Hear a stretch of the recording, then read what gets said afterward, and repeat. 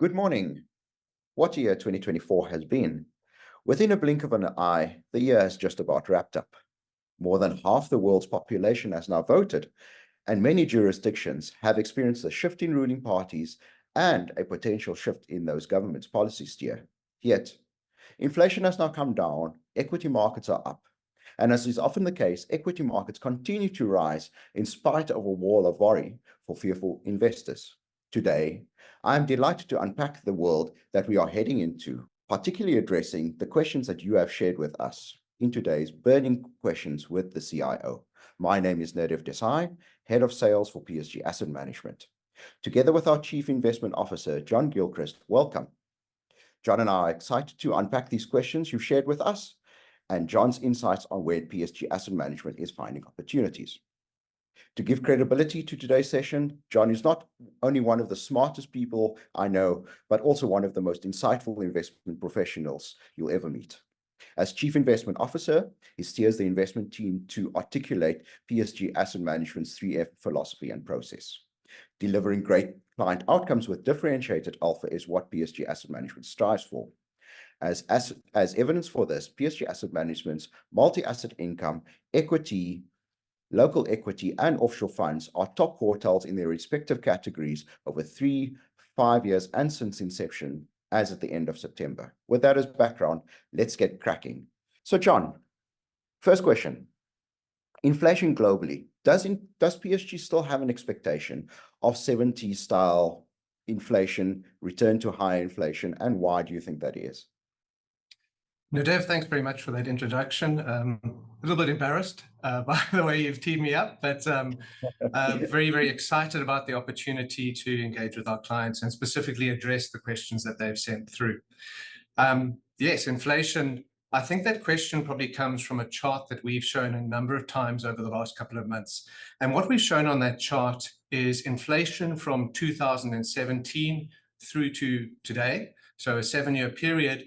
And we've superimposed that on inflation in the 1970s. We've changed the axis slightly, but the point really that we wanted to make was that in both of those periods, in the mid-70s and after 7 years of the period that we've shown today, inflation had gone up significantly and then had dropped down. And in both scenarios, people assumed that inflation was essentially licked. What then happened in the 70s was a significant rise of inflation. Now, we're not saying that inflation is going to go back to the sort of levels that we saw in 2022 or the levels that we saw in the late 70s. But the point is that we're seeing a lot of inflationary forces, and we certainly think the market's being very complacent, assuming that we're going to have 2% inflation in perpetuity. And there are a number of reasons why we see that. We're seeing that from our bottom-up research that we're doing. So firstly, if you have a look at the deflationary forces that have been around for a number of years, those are definitely waning, whether that be globalization, whether it be cheap goods coming out of China, there's definitely less deflationary forces out there. And then if you have a look at the inflationary forces that we as a globe are facing, they are significant. We've got significant infrastructure builds required. We've got a massive renewable build out needed. And that is definitely inflationary, even though it's supported by the so-called Inflation Reduction Act of 2022 out of the US. We also have significant issues in terms of supply chains, where we used to have just in time the most efficient of supply chains out there. That has now moved to far more robust supply chains, friendshoring. Geopolitical tensions themselves are inflationary by their nature. And so we put this all together, we combine it with very large fiscal deficits in the US, and we see a significant potential for inflation. And then, as I said, a lot of this is from the bottom-up research that we do when we look at some of the key commodities that are going to be required across the globe going forward. We see massive underinvestment there. And that will result in less supply of key commodities, including the likes of oil, as well as commodities used in renewables, the likes of copper and zinc and that. And if you have less supply, that's going to cause prices to rise. So very concerned from an inflationary perspective that the market is too complacent. Now, that's not necessarily going to lead to 8 or 9% inflation, but certainly in the excess of 3% over a number of years is what we would expect. Then finally, you overlay a Trump presidency and you have a look at his stated policies, and almost every one of them is inflationary. Whether it's clamping down on immigration, that's going to affect the supply of labor, whether it's tariffs on Chinese companies as well as other global companies, that's inflationary, whether it's reductions in tax and increased fiscal deficits and a weak dollar, all of those are inflationary. So as a result, we actually saw the inflation break even in the US over the 2 months as Trump's chances seemed to increase heading into the elections. We saw that move from 2% to 2.3%. So clearly the market is focused on the potential inflationary impacts of a Trump presidency.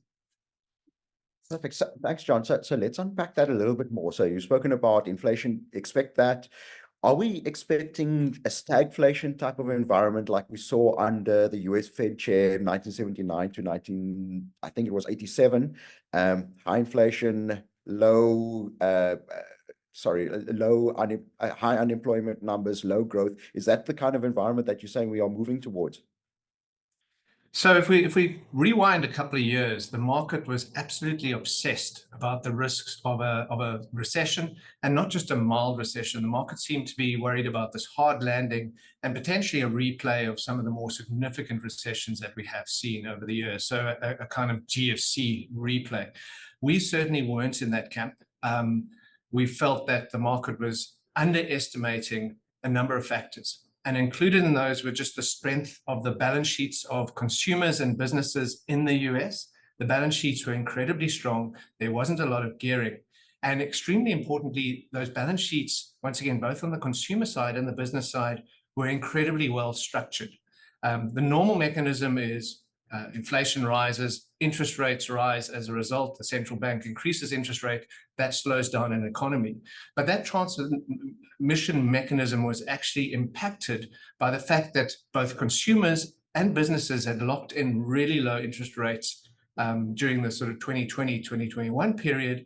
And as a result, they didn't feel the effect of those rising interest rates. So for example, mortgages, a key mechanism in terms of translating that through to less economic growth, those were locked in at very, very low levels. The other factor was we still had the COVID stimulus checks playing a role. Businesses were still employing people. Labor markets were very, very strong. And in addition, we had real wages, especially amongst the lower paid part of the population, were growing significantly above inflation, even though it was quite an inflationary environment. And those lower paid people have the highest propensity to spend. And so that translates directly through into a stronger economy. So we were actually very skeptical about the chances of particularly a severe recession. If we fast forward to today, we think the risks of recession have probably marginally increased. We don't think it would be a very, very deep recession. But at the same time, if we have a look across at the markets generally, and we look at the Bank of America survey that they do on global investors, at the time they were very concerned, if we go back a couple of years, about recession. Now that's not even something that they are concerned about. Ultimately, if we have a look at our research from an inflationary perspective, if we take 3% in terms of inflation, we add on a risk premium for that, and in particular in the US, that fiscal situation is quite alarming. Those deficits are really high, and the debt to GDP ratios are at 122%. They're really pushing the envelope there. And then we add a risk premium and a term premium onto that. You get very quickly to a fair value for the US 10-year yield of at least 5%. And so we don't necessarily see value in that space at these current levels. So if I can maybe just from a practical perspective, how is PSG Asset Management positioned for the scenario that you laying out, and you're saying this kind of environment is actually quite concerning from a US consumer perspective and the opportunities within the US? So one of the things we focus on really carefully is we don't buy assets if we don't view them as attractive in their own right. So we have a look at the US 10-year. As I said, at current levels, we don't see it as particularly attractive. We do know that if we went into a risk-off environment, which could potentially be sparked, for example, by a mild recession in the US, we know the knee-jerk reaction of markets is to go to those US 10-year bonds. They would rally, but that for us is not sufficient to justify holding an unattractive asset. And so in terms of our positioning into the US, we are significantly underweight most of our competitors in terms of our US exposure, and we underweight the indices. And then when it comes to US bonds, not surprisingly, we don't hold any of the 10-year nominal bonds. We do hold some T-bills, so very short-dated US debt, and we do hold some US TIPS, which are the inflation-protected instruments. Thanks, John. So let's then bring that to a South African bonds perspective. Many people are going, okay, so if you're going to hold a fixed income instrument and you're not favoring the US, then how can you invest in South African fixed income? Isn't that more risky? Why would you want to take on South African type of risk? Could you maybe expand on that a bit? Yeah, so I think, risk is one side of the equation. The other side is obviously return potential. And then what's absolutely key is what is priced in and what you're getting for an asset. So, I talked about being skeptical about the 2% global inflation, and in particular US inflation that we think is the consensus and is probably far too optimistic. When it comes to South Africa, we are expecting inflation roughly around the 4.5% to 5% level. And that's very much consistent with what the Treasury is expecting, what the Reserve Bank is expecting. And one of the reasons that we're comfortable at that level is the SARB governor has made it very clear recently, firstly, that he was very much in favor of ensuring that inflation does not slip. He believes very deeply that the poorest of the poor are the worst affected by inflation. But more recently, he's been talking about actually targeting the lower end of that 3% to 6% range. Now, when it comes to central bank governors and Fed chairmen and the like, you can think about what you would do or what you think they should do, and that can lead you astray. You need to think about what it is that they are going to do. And even though we're in an economy that desperately needs growth, I would listen to what the governor has said he's going to do, and that gives us confidence in 4.5% or even potentially lower type of inflation in South Africa. Now, if we have a look at the opportunity in South African bonds, ultimately, if you interpolate where the 10-year bond yield is, that's in excess of 10%. You put a 4.5% inflation next to that, and you're looking at real yields of 5.5% to 6%. And those are the sort of real yields you would traditionally get from equities. So incredibly attractive as a standalone. Yes, there are reasons for that. Clearly the risks are higher. We've got a challenging fiscal situation. We've got a GNU that is still finding its feet. And so there are risks about there. But we think at 5.5% to 6% real yields, we're being more than compensated for those risks. The other thing that a number of people might point to is the fact that these bonds have rallied quite strongly. And if we take the R2035, which is the bond that matures in February 2035, so it's just over 10 years, that reached 12.5% in April this year before the elections at the height of those fears. So it has rallied strongly. But as I pointed out, even at current levels, they still make very, very attractive investments. So maybe the next question following from that, John, is both across fixed income and growth assets. SA Inc. Many people will say it's a value trap, that it's a dead cat bounce, that it's a basket case. Why do you think this is not necessarily the case, and what do you think will be the drivers for sustained JSE growth? Yeah, so if we have a look at the back end of 2023, we saw actually globally risk assets rallying, South African assets rallied really strongly, and we took that opportunity to lighten a little bit. And then if you fast forward to March, April this year, fears of elections were top of mind for everybody. And South African assets, I referred to those bonds, the 2035 reaching 12.5% yield. South African shares also sold off quite dramatically. And we looked at this and we thought that the markets were actually pricing in a very poor election outcome. And because of that, that actually de-risked it for us. If it was already pricing in a bad outcome, if that bad outcome were to come to pass, your downside is actually minimal. And it gives you a very, very nice asymmetrical exposure. And so we upped our SA Inc. exposure. And ultimately, that proved to be the right call. But trying to predict elections are incredibly difficult and not something we would base our investment philosophy around. It was more the fact that we were being compensated for taking on that risk. So we've had that bounce, we've had that rally in the markets, but clearly people are sitting back both locally and globally and asking, is the GNU going to actually function? Is it going to cause increases in economic growth, which will ultimately justify increases in earnings and increasing in ratings, which will drive really good returns from shares? And there's a question mark around that. We look at things slightly differently. We think if you look short term, just the fact that load shedding, the costs associated with that were in the base, in the reporting periods that are coming up now, those costs won't be there. That's going to drive earnings growth. You combine that with lower interest rates, and you combine that with increases that we've seen in consumer confidence and business confidence, and we think we could see some decent growth in earnings from a number of shares that we're invested in, and particularly SA Inc. shares. And that could drive, just those earnings growth should drive those share prices forward. When we have a look slightly longer term, medium term to the longer term, we note that the Treasury and the medium term budget policy statement used roughly a sort of 1.7, 1.8% type of growth over the next 4 to 5 years. We think the market generally is in that sort of range, maybe slightly higher, maybe 1.8%.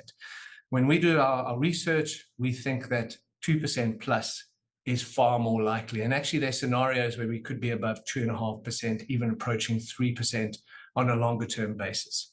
And because of that, we think that there's good earnings that will come through. Yes, there are some concerns. We're not totally oblivious to the fact that the GNU could fall apart.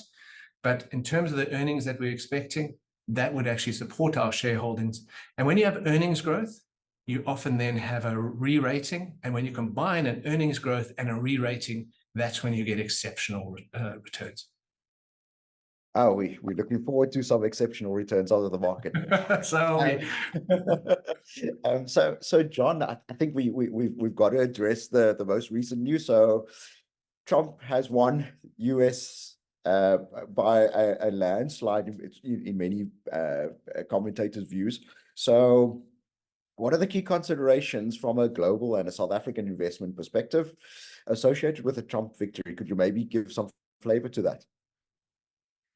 If you have a look at Trump's stated goals and his planned policies, it's clear that this is potentially a profound and long-lasting change in the economic landscape. Now, obviously, people can have stated policies. To actually action them can be a little bit harder, but ultimately, Trump's in a very, very strong position, given that the Republicans hold the Senate and the House as well. And so the chances of him actually being able to enact these policies has got to be reasonably high. Also, there's election promises versus actually what is done. I mentioned earlier that every one of the policies that we look at are potentially inflationary, and that's something that's top of mind for us. What's interesting is if you have a look at the reaction on the 6th of November, that gives you a steer for what the markets think about a Trump election. And bear in mind that the markets had been initially moving into a very favorable, very sort of confident that Trump was going to win into a couple of weeks before the election. That reversed slightly in the beginning of November. And then we saw what happened on the 6th of November.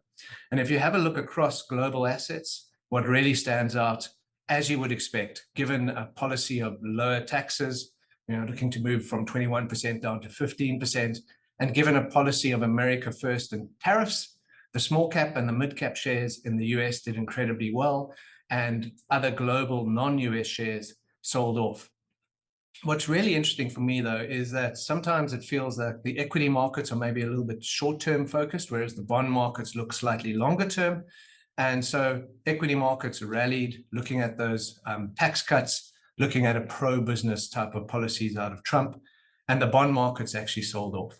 Now, some of that we would attribute, as I mentioned earlier, to inflationary pressures from Trump's policies, but also it was very clear from a number of different analyses that were done that the fiscal situation under Trump would potentially be worse than under Harris.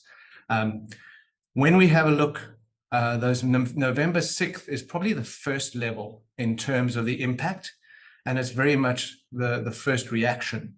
But actually, if you have a look at an environment where you've got higher inflation, lower US trade deficits, a more challenging fiscal situation in the US, tariffs and potential trade wars, the implications of that could be really significant. And we're going to have to watch this very carefully as this unfolds. What I will say is that the PSG asset management portfolios are incredibly well positioned for a change to the status quo, which is what we anticipate with the Trump presidency. Thank you, John. So Trump victory, change in policy, the portfolios are well positioned for that. So what can you maybe just expand that a little bit from a China-US tensions perspective? We can see North Korea and a couple of other countries riling up the healthy debate that we see that has been playing out across the world. But this tension is potentially going to become higher. What does this mean from a geopolitical perspective? What does this mean from a PSG asset management positioning? As I've sort of alluded to earlier, we don't try to predict events, and certainly when it comes to geopolitics, we are not experts in that field. In fact, I think most people have been proven to be particularly poor at predicting what's going to happen. What we try to spend our time on, though, is understanding what could happen, and then very importantly, what is priced into markets. And when we look at the rising geopolitical tensions across the globe, what stands out for us is that you're seeing US markets constantly hitting new highs. You're seeing the VIX index, which is also known as the fear indicator, at very, very muted levels. Yes, we saw it spike when Israel invaded Lebanon, or certainly had incursions into Lebanon in early October, but that very quickly went down to very benign levels. And then finally, given the tensions in the Middle East, oil has remained relatively subdued. So those, to our minds, are key factors that we need to look at. It's almost like the US markets, oil markets, are ignoring completely any geopolitical risks. And we think that, once again, potentially gives us quite a good opportunity to position and be paid very well for taking on various risks. So if you have a look at our portfolios, I alluded to the fact earlier that we have relatively light exposure on US shares and on US bonds. We do have exposure to energy and gold and non-US equities that we think are significantly undervalued and offer us very, very attractive asymmetric payoffs. We obviously do have exposure to SA bonds. We're positive in that space. And just on the gold, by the way, that's both a really attractive portfolio construction tool. We've used it over the years just to create a bit of a balance within our portfolios. But following the weaponization of the US bonds, essentially after the invasion of Ukraine by Russia, we saw a significant change from central banks, and particularly those central banks that could fall foul of some sort of geopolitical tension with the US, moving towards buying significant amounts of gold. And so there's a fundamental as well as portfolio construction rationale behind our holding of not only gold shares, but also gold ETFs. And then overall, we're very cognizant of the risks. I talked about the VIX being quite muted. So we do hold protection in the form of global equity put options, hedges to protect us in the event of some sort of risk-off environment. Tail end risks. Good to know that they are covered as well. So maybe second last question, John. So Magnificent Seven, you mentioned them earlier. We've seen how they've risen spectacularly. We've seen how they can fall spectacularly, but then they've come back spectacularly in this year. So some argue that it's actually foolhardy not to hold the Mag 7, given that they poised to exploit themes dominating a changing world that we find ourselves in, like artificial intelligence, etc. What are your thoughts? And maybe you can just talk about, how you think about the Magnificent Seven and how, again, from a portfolio positioning perspective, you're making sure that you are getting opportunities within the market while not being overly exposed to the Mag 7. Yeah, so if we start off with our most people on this webinar would be familiar with our 3M process, where we focus on moat management, margin of safety, but also our philosophy, where we're focused on unloved, out of favor portions of the market. And then we look in those areas and we say, can we find some quality investment opportunities that the market has overlooked? And given that approach and that philosophy, it's probably not surprising that we haven't had a lot of exposure to large cap US tech for a number of years. Now, obviously not holding that has hurt us, but there's been a number of other investments that we've made in completely different areas that have actually performed very well. So as an example, Star Bulk Carriers, a bulk shipping company, has gone up sevenfold from mid-2020 through to mid-2022. And we played that extremely well, and our portfolio has benefited nicely from that exposure. A proper example of a 3M stock, unloved shipping. We saw the quality there. We saw a supply reason to actually get involved. Another example would be Jackson Financial, which was a spin-off from Prudential. From mid-2022 to today, it's up 4.5 times. So there have been lots of other opportunities outside the Mag 7. But when we look at the Mag 7, ultimately the market cap combined is about $17 trillion. They're sitting on an average price earnings of nearly 39 times. And what's fascinating is just to understand the scale of these businesses. And scale is important because it's difficult to grow once you get really big. South African GDP predicted for 2024, 7.4 trillion rand. That translates to about $420 billion. The earnings of the Mag 7, $440 billion. So their earnings of these 7 companies is more than the South African GDP. But at a 39 times earnings ratio, price earnings ratio, the expectation is that they're going to grow significantly. And if you just say, well, if they grow 15% per year for the next 10 years, they've got to take those earnings and grow them fourfold. That's a big, big ask. And in particular, what does concern us is the massive investment that we've seen in AI.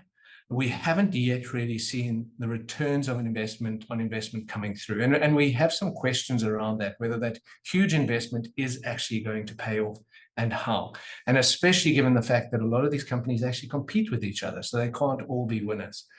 And one of the things that we note as well is any spending on chips, any spending that goes towards NVIDIA becomes NVIDIA's revenues, drops down to their bottom line. But that for the other components of large cap tech is actually CapEx, which they depreciate over a number of years. So every dollar that's spent on NVIDIA chips actually boosts earnings across this, this grouping, regardless of whether value is created or not. Yeah, that's scary.